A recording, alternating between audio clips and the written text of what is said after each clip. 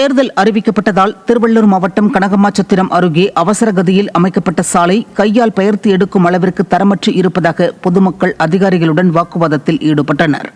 தேர்தல் அறிவிக்கப்பட்ட பின்னர் பணப்பாக்கம் கிராமத்திலிருந்து பட்டரந்தாங்கல் கிராமம் வரையில் அவசர கதியில் சாலை அமைக்கப்பட்ட நிலையில் அந்த சாலை தரமற்று இருந்ததாக கையால் பெயர்த்து எடுத்து பொதுமக்கள் அதிகாரிகளுடன் வாக்குவாதத்தில் ஈடுபட்டனர்.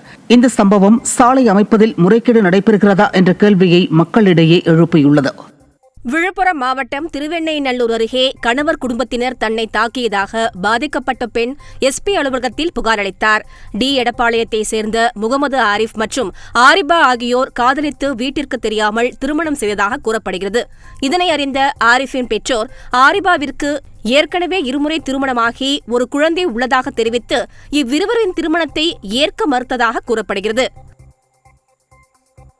என் மாமனார் என் அவர் கையால் பிடிச்சி என் கண்ணப்புறம் கிழிச்சு விட்டு கத்தி எடுத்துட்டு வந்து என்னை கொலை பண்ணுறதுக்கு ட்ரை பண்ணாரு சார். ராடால் அடிச்சாரு சார். என் நாத்துனாரா என் தலையை பிடிச்சி அங்கே ஒரு இரும்பு கதவு சார், ஒரே அடி சார். ஃபுல்லாக வாய் வழியிலேருந்து ஃபுல்லாக ப்ளீடிங் சார். 8 நாள் ஐசியூவில் அட்மிட் ஆயிருக்கேன் சார். 2 நாளைக்கு முன்னாடி சார் எஃப்ஐஆரே போட்டு கொடுத்துருக்காங்க. அவருக்கு கூட அரெஸ்ட் பண்ணவே மாட்டேன்னு சொல்றாங்க சார். போலீஸ்காரங்க கிட்ட எங்க அப்பா அம்மா போனதுக்கு போலீஸ்காரங்க எங்க அப்பா அம்மா ரொம்ப அசிங்கமா பேசி அனுப்பியிருக்காங்க சார்.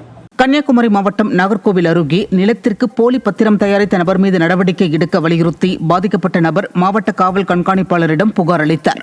ஆசாரிப்பள்ளம் பகுதியைச் சேர்ந்த அப்துல் பாரி என்பவர் தனக்கு சொந்தமான 13 சென்ட் நிலத்தை நாகர்கோவிலை சேர்ந்த சிவச்சந்திரசேகர் என்பவர் போலி பத்திரத்தை தயாரித்து அபகரிக்க முயற்சித்து வருவதாக குற்றம் சாட்டியுள்ளார். இதுகுறித்து காவல்துறையில் புகார் அளித்தும் நடவடிக்கை எடுக்காததால் அவர் மாவட்ட காவல் கண்காணிப்பாளர் அலுவலகத்தில் புகார் அளித்தார். போலி பத்திரம் போட்டு அவங்க போலி பத்திரத்துல இருந்து எங்க டீல் பண்ணிட்டு இருக்காங்க. போலி பத்திரம் போட்டு இப்போ என்னோட ப்ராப்பர்ட்டி தான் சொல்லிட்டு ஒரு வக்கீல் கொஞ்சம் வக்கீல்ஸ் எல்லாம் வந்து சேர்ந்து என் ப்ராப்பர்ட்டியில இருந்த ஷெட்டு எல்லாத்தையுமே அடிச்சு உடச்சிட்டு போயிட்டாங்க. அடிச்சு உடச்சி கேட்டை காம்பவுண்ட் எல்லாம் ஃபுல்லா உடச்சி எல்லாத்தையும் எடுத்துட்டு போயிட்டாங்க சார். நான் பல தடவை புகார் மனு ஒரு 10க்கு மேல் புகார் மனு கொடுத்தாச்சு. இது வரைக்கும் எந்த நடவடிக்கை எடுக்கல. திண்டுக்கல் மாவட்டம் வேடசந்தூர் அருகே அய்யலூர் ஆட்டுச்சந்தையில் ரம்ஜான் பண்டிகையை முன்னிட்டு 1 கோடி ரூபாய்க்கு ஆடுகள் விற்பனையானது. மிகவும் புகழ் வாய்ந்த அய்யலூர் ஆட்டுச்சந்தையில் திண்டுக்கல் மட்டுமின்றி மதுரை, திருச்சி, கரூர், புதுக்கோட்டை உள்ளிட்ட வெளி மாவட்டங்களைச் சேர்ந்த வியாபாரிகளும் வந்து ஆடுகளை மொத்தமாக வாங்கி செல்கின்றனர். அதிகபட்சம் ஒரு ஆடு 30,000 ரூபாய் வரை விற்பனையான நிலையில் 1 கோடி ரூபாய்க்கு ஆடுகள் வர்த்தகம் நடைபெற்றதாக வியாபாரிகள் தெரிவித்தனர். ஈரோடு மாவட்டம் கோபிச்செட்டிப்பாளையம் அருகே தனியார் குடிநீர் சுத்திகரிப்பு ஆலையில் இருந்து வாங்கிய குடிநீர் கேனில் புழுக்கள் இருந்ததால் வாடிக்கையாளர் அதிர்ச்சியடைந்துள்ளார். கணபதிபாளையம் பகுதியைச் சேர்ந்த சுரேஷ் என்பவர் வாங்கிய குடிநீர் கேனில் புழுக்கள் இருந்ததைக் கண்டு அதிர்ச்சியடைந்த அவர் உணவு பாதுகாப்பு அதிகாரிகளிடம் புகார் அளித்தார். குடிநீர் சுத்திகரிப்பு ஆலைகளில் மாவட்ட நிர்வாகம் முறையாக சோதனை செய்யாமல் அலட்சியத்துடன் செயல்படுவதே இதற்கு காரணமென குற்றச்சாட்டு எழுந்துள்ளது. சேலம் மாவட்டம் எடப்பாடி கொங்கனாபுரம் அருகே நேற்றிரவு விடிய இடியுடன் கூடிய கனமழை பெய்ததால் பள்ளி மற்றும் குடியிருப்புகளை வெள்ள நீர் சூழ்ந்தது. கச்சுப்பள்ளி ஊராட்சியில் செயல்படும் அரசு பள்ளி தாழ்வான பகுதியில் அமைந்துள்ளதால் ஒவ்வொரு முறை மழை பெய்யும் போதும் வெள்ளம் சூழ்ந்து மாணவ மாணவிகள் அவதியடைந்து வருகின்றனர். இந்த நிலையில் மழைநீர் வடிகால்வாய் அமைத்து தரக்கோரி அதிகாரிகளிடம் பலமுறை கோரிக்கை விடுத்தும் எந்த நடவடிக்கையும் எடுக்கவில்லை என குற்றம் சாட்டும் மக்கள் மழைநீர் தேங்காத வண்ணம் உடனடி நடவடிக்கை எடுக்க வேண்டும் என கோரிக்கை விடுத்துள்ளனர். உயர்நிலை பள்ளியை சுற்றிலும் பல முறை நாங்கள் தண்ணி நிற்கும் சொல்லி மனுக்கள் கொடுத்திருந்தோம். உரிய நடவடிக்கை எடுக்காததால் நேற்று பெய்த மழையில மீண்டும் அந்த காம்பவுண்டை சுற்றி ஃபுல்லாவே தண்ணி நின்றுச்சு. இந்த வழியில இருக்கின்ற இந்த மதகுகள் 3 மதகுகள் கச்சிப்பள்ளி ஏரியிலிருந்து வருகின்ற 3 மதகுகள் இருந்தது. அதை ஊராட்சி ஒன்றியத்தின் மூலமாக போடப்பட்ட அந்த சாலை பணி செய்யும் போது, ஏன்னா 65 வருஷத்துக்கு முன்னாடி தண்ணி வரல, அதனால இந்த மதகை ஃபுல்லா போட்டு மூடிட்டாங்க. அந்த மூடுறதுனால அந்த தண்ணி சுத்தியும் தேங்கி நிக்குது. அது இல்லாம இயற்கை வழித்தடங்களும் எல்லாம் ஆக்கிரமிப்பு பண்ணதுனால இந்த இயற்கை வழித்தடமாகவும் தண்ணி போகல. இதுக்கு பல முறை இத்தனை பெட்டிஷன் கொடுத்துருக்குறோம்.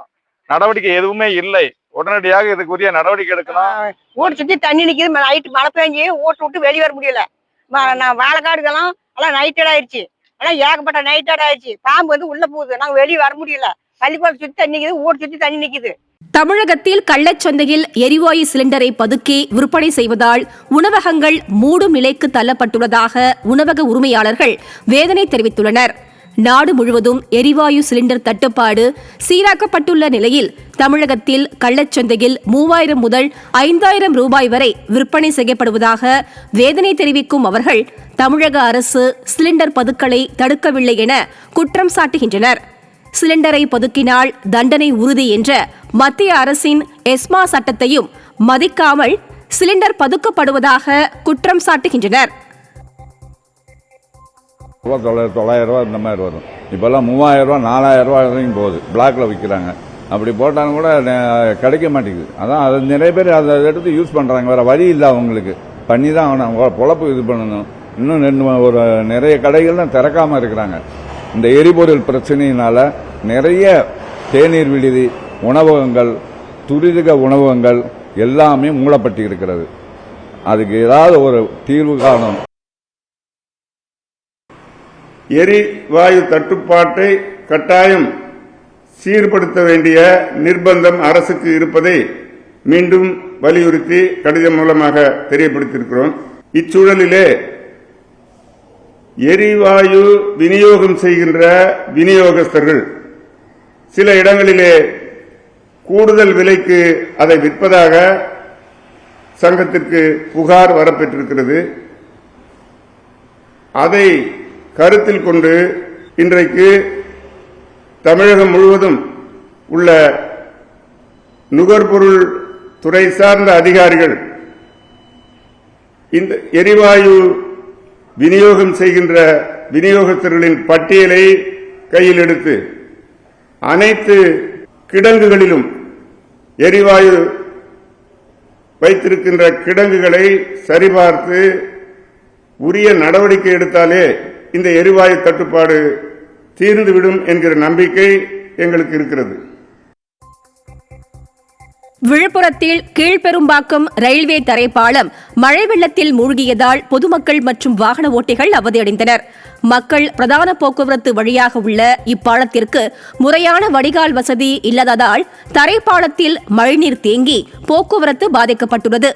இதன் காரணமாக பல கிலோமீட்டர் தூரத்திற்கு சுற்றி செல்லும் நிலைக்கு மக்கள் தள்ளப்பட்டுள்ளனர். ஸ்டாலின் ஆட்சியில் இப்பாலம் சீரமைக்கப்படாததன் காரணமாகவே இத்தகைய அவல நிலை ஏற்பட்டுள்ளதாக குற்றம் சாட்டியுள்ளனர். தண்ணின்றது அது மாதிரி இருந்துனே இருக்குது. போய் வர்றதுக்கு எங்களுக்கு வியாபாரத்துக்கு கஷ்டமாக இருக்குது. சுற்றின்னு வர வேண்டியதாக இருக்குது. இதால் எங்களுக்கு வேலையும் கெடுது. எங்களுடைய எல்லாமே கஷ்டம் எங்களுக்கு. இதை கொஞ்சம் சரியாக இருந்தால் எங்களுக்கு நல்லாயிருக்கும். தண்ணி இல்லாமல் இருந்தால் சரி பண்ணால் எங்களுக்கு சந்தோஷமாக இருக்கும். இது சரி பண்ணாத வரைக்கும் எங்களுக்கு கஷ்டம்தான். எங்களுக்கு போய் வர பசங்களுக்கும் கஷ்டம், வியாபாரம் பண்ணுறவங்களுக்கும் கஷ்டம், ஆஃபீஸ் போகிறவங்களுக்கும் கஷ்டம், எல்லாருக்குமே கஷ்டம். நடந்து கூட போக முடியல, அந்த அளவுக்கு சேராக இருக்குது, தண்ணியாக இருக்குது.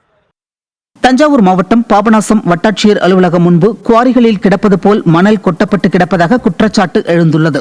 பாபநாசம் சுற்றுவட்டார பகுதிகளில் பல்வேறு வழக்குகளில் பறிமுதல் செய்யப்பட்ட மணலை அதிகாரிகள் வட்டாட்சியர் அலுவலகத்தின் முன்பே கொட்டி வைத்துள்ளதாகவும் இதனால் அலுவலகத்திற்கு வரும் பொதுமக்களுக்கு இடையூறு ஏற்படுவதாகவும் மக்கள் குற்றம் சாட்டியுள்ளனர். மேலும் வட்டாட்சியர் அலுவலகத்திற்கு வருவோர் வாகனங்களை நிறுத்தக்கூட இடமில்லாமல் அவதியடைவதாகவும் அவர்கள் வேதனை தெரிவித்துள்ளனர். சேலம் மாவட்டம் ஏற்காடு அருகே பெய்த கனமழையால் சாலைப்புற பள்ளத்தில் லாரி சிக்கி போக்குவரத்து நெரிசல் ஏற்பட்டது. நெடுஞ்சாலைத்துறை சார்பில் கட்டுமான பணிகள் நடைபெற்று வருகின்ற நிலையில் சாலைப்புறத்தில் பள்ளத்தை சரியாக மூடாததால் லோடு ஏற்றி ஏற்காடு நோக்கி வந்த லாரி பள்ளத்தில் சிக்கியது. இதனைத் தொடர்ந்து சேலத்தில் இருந்து ஏற்காடு வந்த வாகனங்கள் 3 கிலோமீட்டர் தூரத்திற்கு அணிவகுத்து நின்றதால் வாகன ஓட்டிகள் அவதியடைந்தனர். மதுரை மாவட்டம் சோழவந்தானில் பழமை வாய்ந்த ஸ்ரீ ஜனகை நாராயண பெருமாள் கோவிலில் 50ஆம் ஆண்டு பிரம்மோற்சவ விழா கொடியேற்றத்துடன் தொடங்கியது. கருடன் படம் பொறித்த கொடியானது சப்பர வாகனத்தில் சோழவந்தான் முக்கிய 4 வீதிகளில் உலா வந்து கம்பத்திற்கு 11 வகையான திரவியங்களால் அபிஷேகம் செய்யப்பட்டு கொடியேற்றப்பட்டது. இதில் திரளான பக்தர்கள் கலந்து கொண்டு சுவாமி தரிசனம் செய்தனர்.